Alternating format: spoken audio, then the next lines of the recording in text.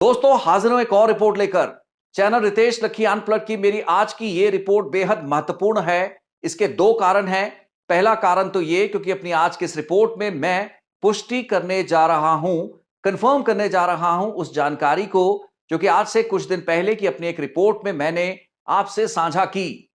हरदीप सिंह निज्जर के प्रतिबंधित आतंकी संगठन खालिस्तान टाइगर फोर्स से एक लंबे समय तक जुड़े रहे भारत द्वारा जनवरी 2023 में इंडिविजुअल टेररिस्ट करार दिए गए अर्शदीप सिंह गिल्फ उर्फ अर्श डाला की संभावित गिरफ्तारी के बारे में एक सवालिया निशान के साथ इस रिपोर्ट को कुछ दिन पहले हमने चलाया था और यह बताया था कि पूर्वी कनाडा के प्रांत ओंटारियो के मिल्टन इलाके इस पूरे रीजन की सुपरविजन करने वाली हॉल्टन रीजनल पुलिस सर्विस द्वारा जो एक प्रेस विज्ञप्ति जारी की गई थी जिसमें 28 वर्षीय एक सरी के व्यक्ति और 25 वर्षीय कन्या व्यक्ति को गिरफ्तार करने की बात की गई थी। उसमें से एक अर्शदीप सिंह गिल उर्फ अर्श डाला हो सकता है। दोस्तों आज इस रिपोर्ट में मैं ये पुष्टि करता हूं कि अर्शदीप सिंह गिल ही वो व्यक्ति है जो कि 28 अक्टूबर की उस घटना उस वारदात में गोली लगने से जख्मी हुआ था और अपने एक साथी के साथ गेल्फ हॉस्पिटल में रिपोर्ट उसने किया था। इस पूरी घटना के बारे में उस रिपोर्ट में मैं जानकारी दे चुका हूं, लेकिन आज उस सूचना उस खबर की कॉन्फर्मेशन हो चुकी है क्योंकि इस वक्त जब आप मेरी इस रिपोर्ट को देख रहे होंगे, इससे कुछ घंटे पहले जब मैंने इस रिपोर्ट को रिकॉर्ड किया उस वक्त अर्शदीप डाला जो कि 28 साल का सरी का वो व्यक्ति आइडेंटिफाई किया जा चुका है। उसे अपने 25 वर्षीय एक अन्य साथी गुरजंट सिंह के साथ ओंटारियो की कोर्ट ऑफ जस्टिस वर्चुअल या वीडियो कॉन्फ्रेंसिंग के जरिए पेश किया गया उसकी जमानत याचिका की सुनवाई के लिए। एक ईस्टर्न कनाडा की पुलिस ज्यूरिसडिक्शन द्वारा अर्शदीप डाला और उसके साथी गुरजंट सिंह के खिलाफ आपराधिक नियत और इरादे के साथ गोली चलाने यानी कि डिस्चार्ज ऑफ वेपन और फायर आर्म विद इंटेंट का मुकदमा दर्ज किया गया है जो कि क्रिमिनल कोड ऑफ कनाडा की धारा 244 सब सेक्शन 1 के तहत चलेगा। माना यह जा रहा है कि डाला और उसके साथी के खिलाफ ज्यादातर जो आरोप हैं, ऑफेंसेस जिन्हें काउंट्स कहा जाता है, वो 10 या 11 प्रकार के काउंट्स हैं जो कि प्रोहिबिटेड कैलिबर और बोर के हथियारों को अनधिकृत ढंग से इस्तेमाल करने, उनको अपने वाहन में लेकर चलने, उनको अनसेफ तरीके से रखने या उन हथियारों से जुड़ा गोली सिक्का अपने पास रखने के वो ऑफेंसेस हैं जिनके तहत यह मुकदमा आगे बढ़ेगा। दोस्तों समझना यह जरूरी है कि 28 अक्टूबर तड़के सुबह तकरीबन 3:45 से 4 बजे के बीच की वो घटना क्या है जो कि मिल्टन के इलाके में हुई, जिसके बाद अर्शदीप डाला को घायल अवस्था में गेल्फ के अस्पताल में भर्ती करवाया गया। रिपोर्ट करना पड़ा एक ऐसा शातिर खतरनाक क्रिमिनल जो कि जघन्य आपराधिक वारदातों को कनाडा के किस प्रांत के किस शहर से बैठकर पिछले तमाम सालों में अंजाम दिलाता आया है, इसका अता पता किसी को नहीं है। एक ऐसी घटना घटती है और अर्शदीप डाला कनाडा के लीगल सिस्टम, यहां की पुलिस और यहां की न्यायपालिका के सिस्टम में लॉगिन हो जाता है, ट्रैक हो जाता है। तो दोस्तों शुरुआत आज करेंगे 28 अक्टूबर तड़के सुबह की उस घटना से जिसकी वजह से अर्शदीप डाला को गिरफ्तार किया गया गुरजंट सिंह के साथ। 28 अक्टूबर सुबह 3:45 से 4 बजे का वक्त रहा जब अर्शदीप डाला और उसका साथी गुरजंट सिंह अपनी ग्रे रंग की डॉज डुरांगो एसयूवी में मिल्टन शहर से गल्फ शहर के बीच में पड़ने वाले स्ट्रेच जिसे गल्फ लाइन कहा जाता है उस पर सफर कर रहा है।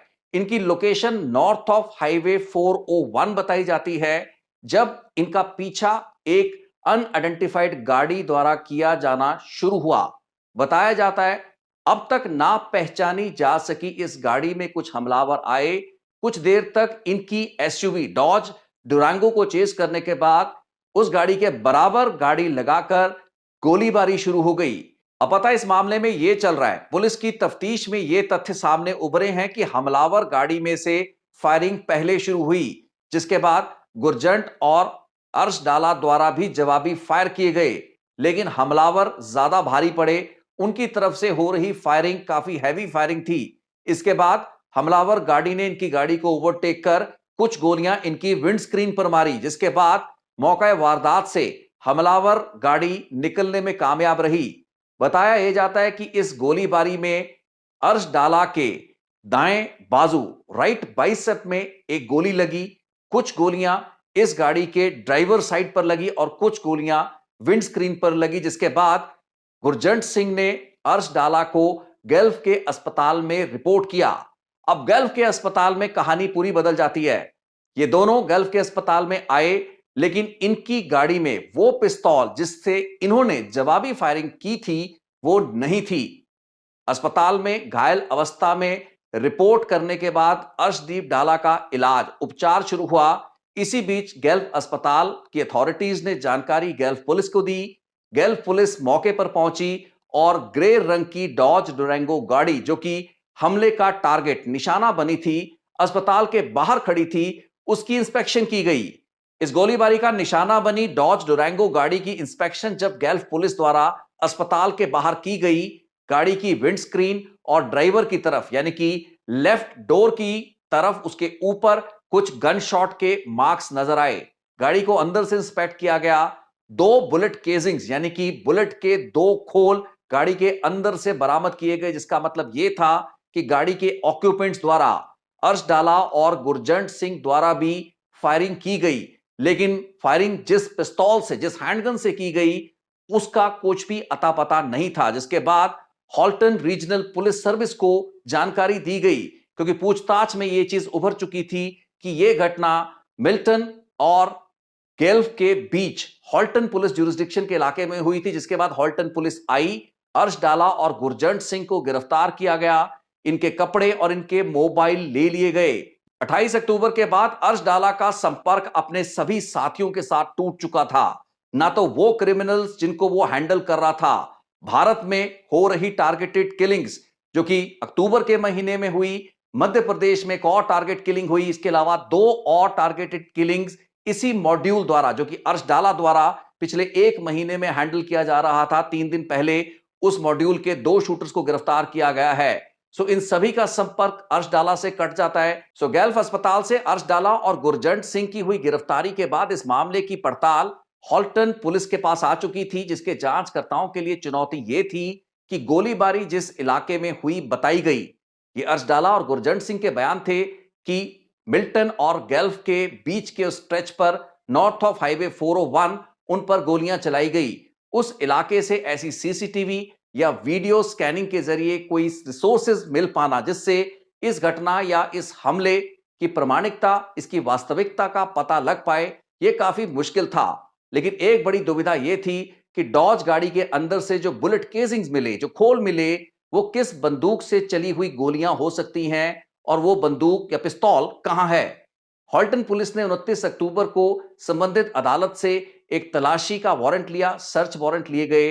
अर्श डाला और गुरजंट सिंह की लाइन 4 की लोकेशन के वो घर 12,262 और 12,270, ये 2 घर थे जिनकी साझी ड्राइववे थी।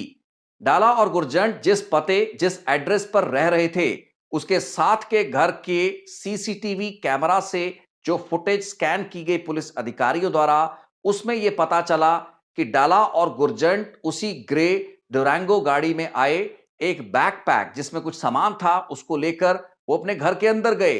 इस वीडियो स्कैनिंग के बाद जब इन एड्रेसेस पर छापा मारा गया तो उस घर जहां पर डाला और गुरजंट सिंह रह रहे थे, उस घर के गैरेज में वो बैकपैक मिला जिसमें एक टॉरस 9mm पिस्टल था। अब दोस्तों, ये एक प्रोहिबिटेड बोर है। टॉरस 9mm पिस्टल जो कि एक लोडेड मैगजीन के साथ था, इसका ट्रिगर लॉक नहीं था, यानी कि रेडी टू यूज पोजीशन में था। इस घर की तलाशी जब आगे ली गई, इस घर में एक और व्यक्ति रहता था। एक गन लॉकर मिला जिसमें से एक राइफल और एक शॉटगन पुलिस ने बरामद की। उस तीसरे व्यक्ति से पूछताछ की गई कि क्या ये शॉटगन, ये राइफल, ये 9mm का टॉरस पिस्टल उसका है। उस व्यक्ति ने कहा कि ये पिस्तौल, ये राइफल और शॉटगन उसकी नहीं है, जिसके बाद इन हथियारों को कॉन्फिस्केट किया गया। डाला और गुरजंट के इसी ठिकाने, इसी एड्रेस पर हुई तलाशी के दौरान 2 एक्सटेंडेड मैगजीन भी मिले। एक एक्सटेंडेड मैगजीन में 15 बुलेट की कैपेसिटी थी और दूसरा एक्सटेंडेड मैगजीन 34 बुलेट की कैपेसिटी वाला था। ये सभी हथियार एम्युनिशन प्रोहिबिटेड कैलिबर के वो एम्युनिशन थे जिनके ना तो लाइसेंसेस और ना ही उनको इस्तेमाल करने, रखने और गाड़ी में लेकर चलने की अनुमति डाला या गुरजंट सिंह में से किसी को थी। इस एड्रेस पर रहने वाले तीसरे व्यक्ति द्वारा हैंडगन, शॉटगन और राइफल का कोई भी संबंध खुद से ना होने की जानकारी मिलने के बाद हॉल्टन पुलिस ने यह तथ्य निकाला कि अनाधिकृत ढंग से रखे गए और इस्तेमाल किए गए हथियार अर्शडाला और गुरजंट सिंह के हथियार हैं, जिसके लिए उन्हें चार्ज किया गया। 10 या 11 अलग अलग काउंट्स के तहत उन पर अब यह मुकदमा चलाया जाएगा, जिसके बाद अगले 2 हफ्ते तक अर्शडाला और गुरजंट पुलिस की हिरासत में थे, जिसके बाद अब से कुछ ही घंटे पहले पॉसिबली थ्रू वीडियो कॉन्फ्रेंसिंग उन्हें अदालत में पेश किया गया है।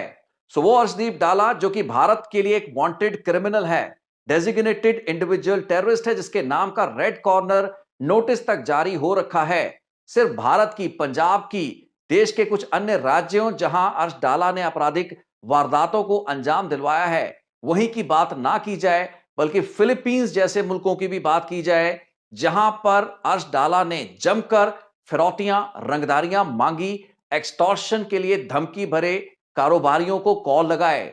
बहुत से कॉल मुझे फिलीपींस से आ चुके हैं जहां के लोग ये पूछ रहे हैं कि अर्शडाला की गिरफ्तारी की खबर क्या सच्ची है।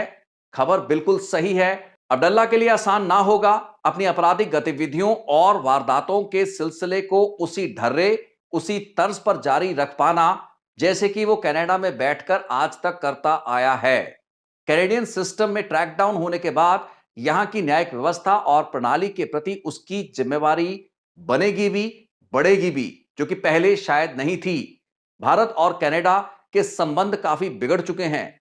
कूटनैतिक संबंध में गिरावट अपने सबसे निचले स्तर पर है, लेकिन उम्मीद यह की जरूर जाती है कि इस जघन्य अपराध करने वाले अपराधी को कनाडा भारत को जरूर सौंपे और अगर कनाडा में बैठकर अपने सिंडिकेट के अन्य सदस्यों की मदद से इसने अपनी वारदातों, अपनी गतिविधियों को बंद ना किया तो कनाडा के सिस्टम को जवाबदेही होना पड़ेगा।